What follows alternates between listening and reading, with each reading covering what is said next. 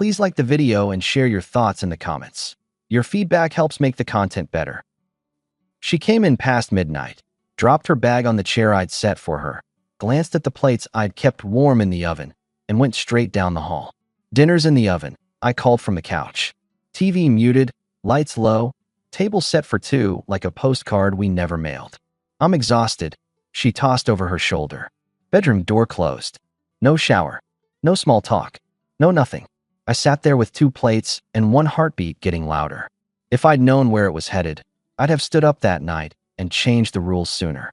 In the morning, she moved around soft as a cat, careful not to touch a single feeling in the room. I poured coffee. "You worked late," I said. "Big project," Rachel answered, eyes on her phone. "It's temporary." "How temporary?" She shrugged. "Couple weeks." "Good. Because I made dinner for us." "I appreciate it," she said, which meant she didn't, and kissed the air near my cheek. "Gotta go." "Rachel." "What?" "This isn't normal." "It is in my field," she said and grabbed her keys. "We'll talk later." "Tonight." She already had the door open. "We'll see."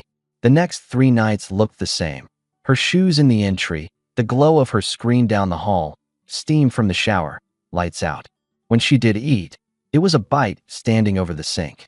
When she spoke, it was scheduling. On Friday, I cooked nothing. I ate at the counter after work, chicken and a baked potato, and texted her at 8. "I'm heading to bed at 10. If you need me, wake me." She replied at 11, "Don't wait up." I didn't. Saturday morning, sunlight on the table, grocery list on the counter. She breezed by, ponytail, gym clothes. "Coffee." I lifted the mug. "I'm meeting a team lead for brunch." "Work stuff." "On Saturday?" "Deadlines don't ask what day it is," she said, like she'd invented calendars. "Then we need to set some of our own," I told her. "No more guessing when you'll be in or out. If you're late, fine, but give me a window. And Sunday afternoon is ours." I said it's temporary. And I said this isn't normal. She stared at me like I'd dropped a glass. "You don't understand how competitive my office is. I understand marriage shouldn't be a solo sport." She gave me a dry smile. "You sound dramatic." "Good," I answered. "Drama gets attention." She left without the coffee. By noon, I'd rebuilt my Saturday. I mowed the lawn, took the truck to get the oil changed, stocked the freezer, and sent a simple message. New rule: no more waiting dinners. I'll eat when I eat. Sunday after 2, we hike. Block it off. 2 ticks on the screen. No reply. At 3, my phone buzzed. Mia, her younger sister, the one who introduced us, who always asked about my projects like they mattered. "You free later? There's a craft beer thing by the river. Could be a decent distraction." I texted back. "Depends if I'm embarrassing to be seen with." Her answer came with a winking emoji I didn't deserve. "I'll risk it." When Rachel finally called at 5, she sounded like she'd been running. "I'm slammed. Rain check tomorrow." "Tomorrow at 2, I told her. Blocked off. "You're making this into a calendar invite." "Yep." A pause, a soft scoff. "Whatever." I met Mia by the river. She'd cut her hair since Christmas, shorter, sharper. She hugged me the way people do when they mean it. "So," she said, leaning on the rail, "how's the house?" "Quiet," I said. "She working late?" "Every night." "That's not good." "It's temporary," I tried. Mia didn't roll her eyes. She didn't have to. "You look tired, Mark." "I'm fine." She took a sip of her beer. "Fine is what people say when they're not fine." "Thanks, therapist." "Hey, you married my sister, not magic." We strolled past food trucks, said things that filled air without lying. She didn't pry. I didn't vent. When she laughed, it cleaned the edges of the day. When I got home, the house smelled like nothing. Sunday at 2, Rachel texted at 1:58. "Can we move the hike to 5? Something came up." I called. "No. I built around 2. I'm asking for flexibility. I'm offering structure. 5 doesn't work. You're not being supportive." "Of what mystery tasks?" Silence. "Bring it back by 4, I said, "and we can still do the short loop." She came in at 5:30, full of apologies with no details. "We'll go next weekend," she said, pecked my cheek, and opened her laptop on the couch. "Close it," I told her. "I want 1 hour and a plan." She kept typing. "I can multitask." I took the laptop, closed it, and set it on the table. 1 hour. No screens. Her jaw moved like I'd asked her to donate an organ. "Okay, what's the plan?" 3 dinners together this week. No calling them off after 7. Phones face down. You're kidding. No. Work doesn't stop because you want a Norman Rockwell life. We're not painting, I said. We're eating. She stared, then exhaled. Fine. Free dinners. Temporary schedule, remember? Wednesday, Thursday, Sunday. She gave me a thinned-out smile. Deal. Wednesday, she texted at 6:55, running behind. Start without me. I replied, dinner is at 7. You in or out? No response. I ate at 7. At 9:30, she came in with a neat little box tied with ribbon. Peace offering, she said, placing it on the counter like a trophy. Cupcakes from that place you like. I like you more than I like cupcakes, I told her. She touched my arm. It's just this week. Don't weaponize dinner. Don't minimize respect. I'm trying. Try with actions. She opened the box. Have one. I already ate. You're impossible. And you're late, I said. That's 1. 2 left. She softened. Tomorrow I'll be home by 6. I promise. Thursday at 6:40, she FaceTimed from a cab with 2 blurred faces in the background and music I didn't recognize. Be there in 10, she shouted into the camera. You're at a bar. It's a team mixer. So you are out for dinner. It's networking. Rachel, my line is simple, I said, steady. If you pick them, you're not picking me. That's 2. She rolled her eyes. Stop counting. I am counting. 3 strikes in the game. She hung up. 30 minutes later, she came in smelling like everyone else's jokes. Don't start, she warned, dropping her heels under the table I'd set for us. I'm not starting, I answered. I'm ending tonight. Third dinner is Sunday. If you miss it, Sunday isn't the only thing off the table. She looked at me then, actually looked. You're serious. I'm very boring that way. We ate in silence, which felt better than talking just to keep sound on. Friday, the office where I run project teams needed me late. I texted Rachel at 6. I'll be home after 8. She didn't respond. At 8:30, I walked in and found the living room lit. Music low, candles lined up like a truce. She stepped out in a simple dress I hadn't seen in months. You're late, she said, smiling.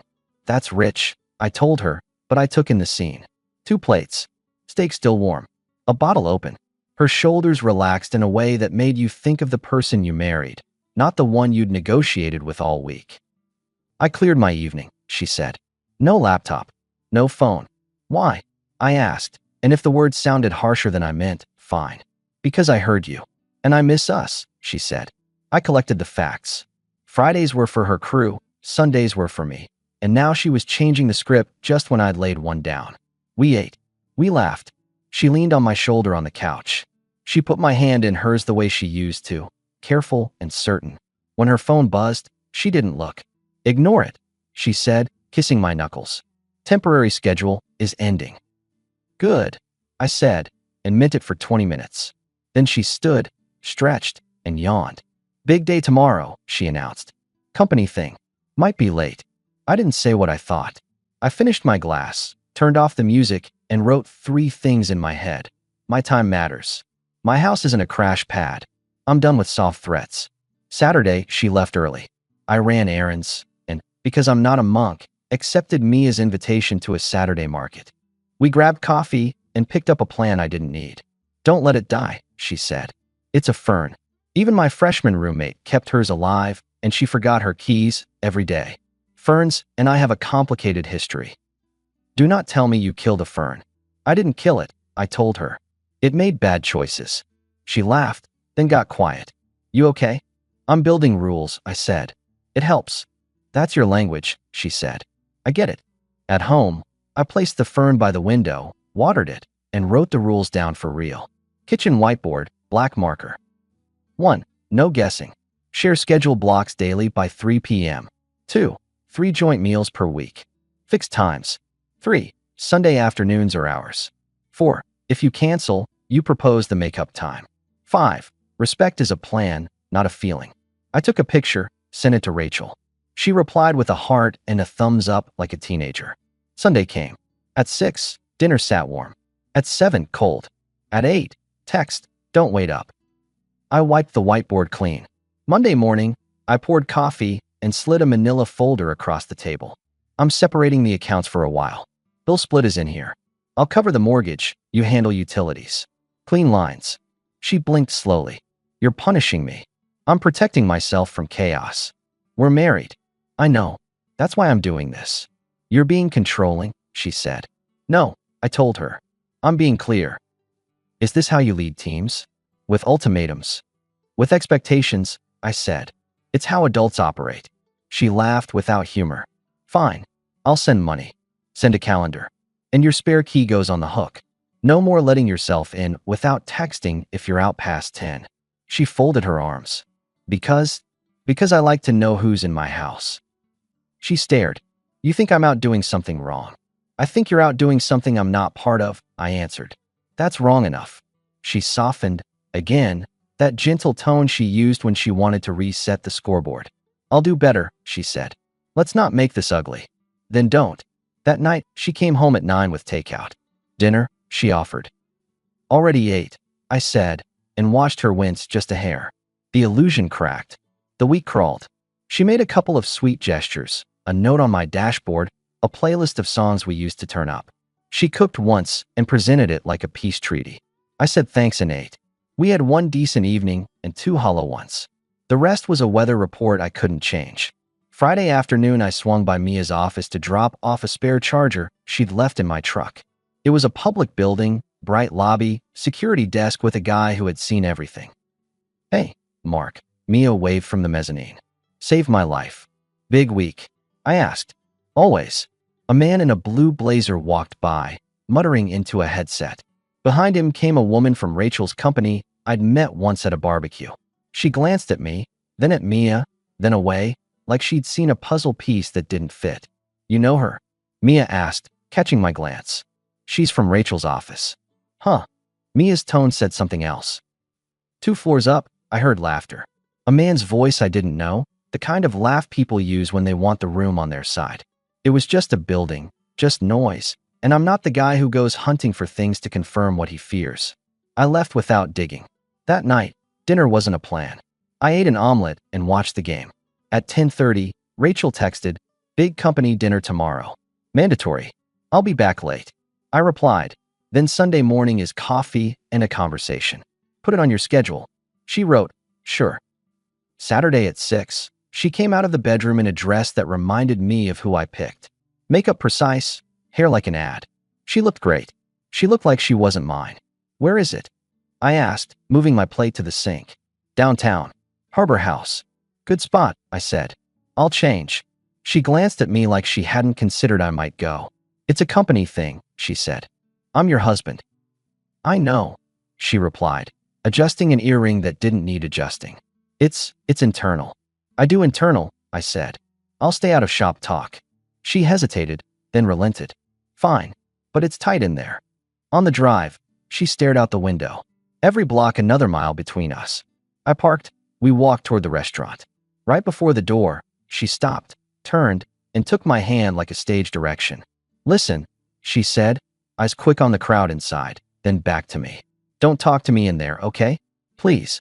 I don't want you to embarrass me." It hit like a clean cut. No noise, no blood, just separation.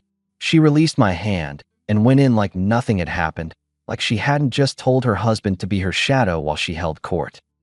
I stood there with the door half open, wind moving the hems of people's jackets, the hostess glancing past me. I counted to 10 because I do that when I don't trust my first punch. Then I turned, walked back to the car, and drove. On the way, I called Mia. She picked up on the second ring. "Everything okay?" "No," I said. I kept it straight. We were at her company dinner. At the door, she told me not to talk to her so I wouldn't embarrass her. Mia's silence was loud. Then came her breath. "Come here," she said. "Now." Her apartment was neat without being staged. She opened the door and hugged me like a rope bridge. I sat at her table. I didn't perform. I told the story and left out the parts that would have made me look noble. "She said that?" Mia asked. "To you?" At the door. "Word for word." "Okay," she said, palms flat on the table as if bracing it. "Okay." I stared at the little plant on her windowsill, same kind as mine. Right now I hate ferns less than I hate people who treat spouses like accessories. I stood. "Mark," she said, and when I looked at her, she was already there.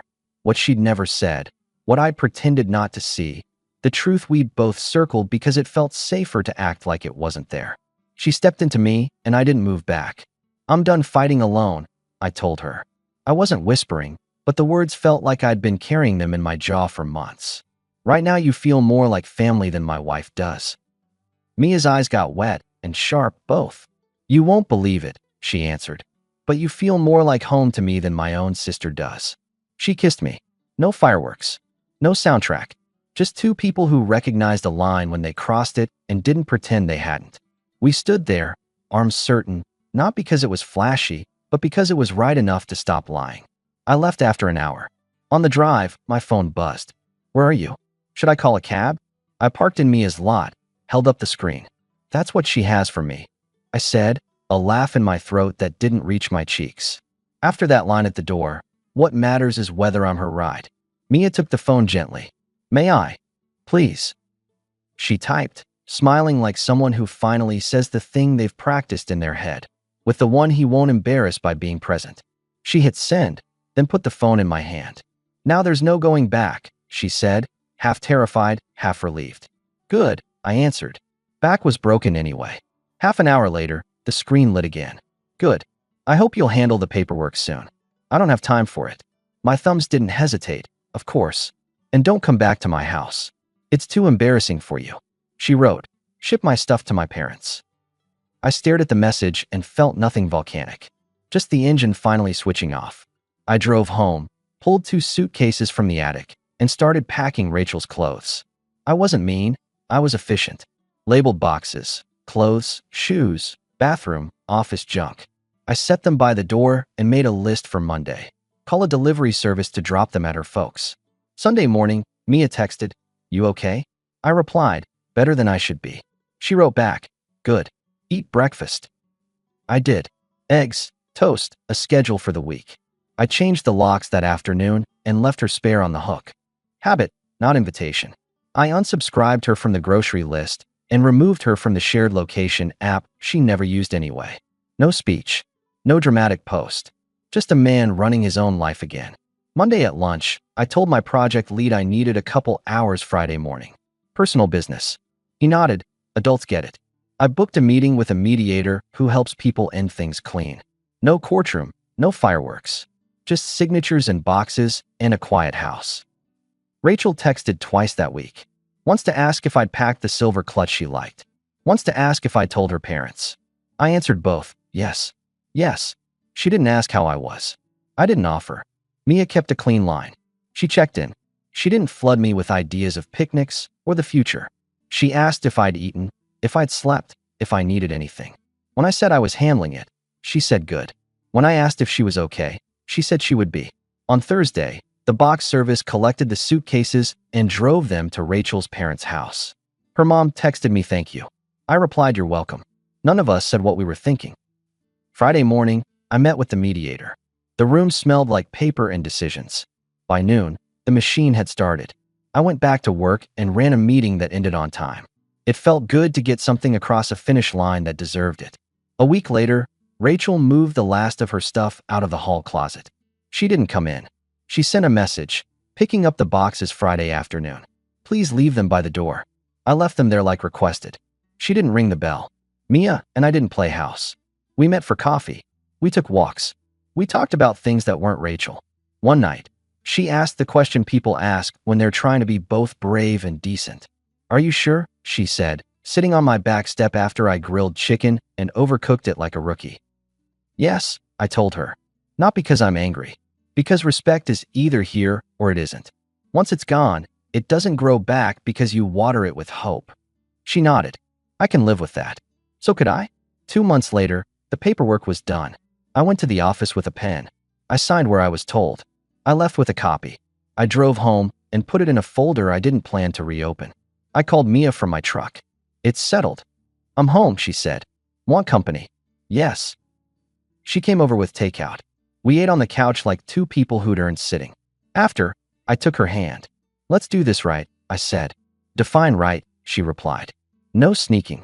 No hiding. No feeling like we owe anyone a cover story. We tell your parents. We tell mine. We set a date when it suits us. We don't apologize for being happy. Her eyes didn't flinch. Okay, she said. Then we do it right. We told her parents on Sunday. Her dad took off his glasses and cleaned them like he was buying time. Her mom looked at Mia, then at me. This is what you want, her mom asked. Yes, Mia said. I added. I didn't make this decision lightly. No, her mom said, voice tired. You were patient. Maybe too patient. Her dad put his glasses back on. I want my daughters to be happy, he said softly. I wish Rachel had been honest sooner. We invited Rachel. She didn't come. Someone said she was busy. It fit. My buddies had questions I didn't answer, jokes I didn't laugh at. The ones who counted showed up with tools when I decided to rebuild the deck. We ran boards in a straight line and didn't talk about the past tense more than we had to. Mia loved me the way people love when they don't need an audience. She'd touch my shoulder in the kitchen without thinking. She'd send me pictures of ridiculous things in the grocery store that made me laugh out loud at work like an idiot. She took care of the fern when I forgot. I fixed her leaky sink and refused to charge my normal rate. We got married in the fall in a small hall near the lake. No orchestra. Good food. People who meant it. Her parents sat together and smiled like they'd been waiting to exhale. My friend Paul gave a toast that wasn't a performance. He said he was proud of us for doing the hard thing the clean way. Rachel found out through the grapevine.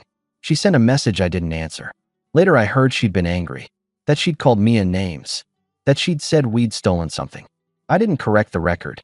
The people who mattered had been in the front row and watched us put our names on the thing we were willing to protect. We bought a small ranch house with a yard I actually wanted to mow. We paid for it without asking for anyone's blessing. I kept my truck. Mia bought a sensible SUV. Our Sunday afternoons belonged to us. When we said we'd be somewhere, we were. When we said we needed space, we gave it. Our calendars synced because we wanted them to, not because anyone threatened to walk. Every once in a while, someone from Rachel's old circle would see me at the hardware store and ask, "How's life?" Ordered, I'd say. And good. Do I regret anything? Sure. I regret the time I spent convincing myself that the problem would age out if I just stayed calm enough. I regret not drawing my lines at the first sign that dinners were becoming optional and effort was becoming a negotiation. But I don't regret the exit. I don't regret packing boxes at midnight or changing locks or separating money. I don't regret turning around at that restaurant and walking away from a night where I was going to be her decoration. And I definitely don't regret the text message Mia sent for me. It was honest, and it saved me from another month of pretending I didn't understand exactly where I stood. There's a whiteboard in our kitchen now. It still has rules on it. Some are new. 1. We respect time, not excuses. 2. Phones down at dinner. 3. If you need space, say it before you act it. 4. No unannounced plans that cut the other out. 5. We choose each other in rooms full of people. We break them sometimes and then fix it like adults. That's the entire trick. The last time I saw Rachel from a distance was at a cousin's birthday party that she didn't attend. Nobody had to whisper. Nobody took sides. Those battles ended themselves. She doesn't come to family holidays. We don't bump into each other in the aisles. Our story is something people mention as a caution, not a scandal. That's fine by me. If you're waiting for a moral, here it is. Kindness isn't silence. Patience isn't a leash someone gets to wrap around your throat. If a person warns you they're about to treat you like a prop, believe them. And if you ever find yourself at a door with someone telling you not to speak so you won't embarrass them, do the easiest, hardest thing I ever did. Turn around, make one phone call, and go where you're respected. When we left our reception, Mia squeezed my hand and said, "Still sure?" "More every day," I told her. She laughed. "Even when I kill the fern." "It made bad choices," I said. We drove home with the windows open. No soundtrack, a couple with a plan. The house waited, lights off. Exactly the way I like it when I know the person who's walking in with me doesn't need to be asked to choose me in public. That's not revenge. That's not poetry. That's just a life that fits. And I'll take that over any crowded room where I'm supposed to pretend I don't exist.